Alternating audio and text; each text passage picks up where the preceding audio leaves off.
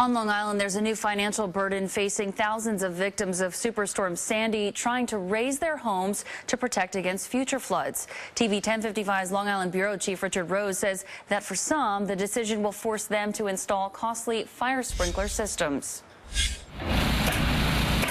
Just off the Central Canal at Baldwin, this new home emerging to replace the one wrecked by Superstorm Sandy a year ago is much taller. That's because the contractor had to raise the building a dozen feet to meet new flood standards. But it's creating a financial nightmare for the now out-of-money owners. I have to keep them in here. Teresa Wittenberg has lived with her puppies and family inside this cramped trailer parked right outside the family home they lost to the hurricane. Desperate for a state grant to finish repairs, they now face a new hurdle. Town officials say their raised building is now considered 3 stories tall and under state law must have a fire sprinkler system. It was enough that we lost our house during the hurricane and we had to take it down, and now we're rebuilding, and now you're asking me for stuff that's ridiculous.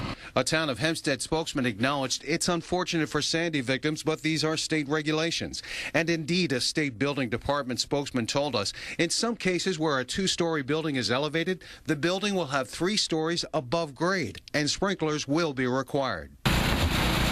But the state's relying on local building inspectors to decide when to require sprinklers, and contractors say there's no clear standard. From town to town, area to area, inspector to inspector, it seems to be different all over. So I wish somebody would just straighten it out. Jackson says a sprinkler system will cost $20,000, and that's a bill the Wittenbergs say they can't and won't pay. I'll appeal it, I'll go to court, and I'll fight it all the way.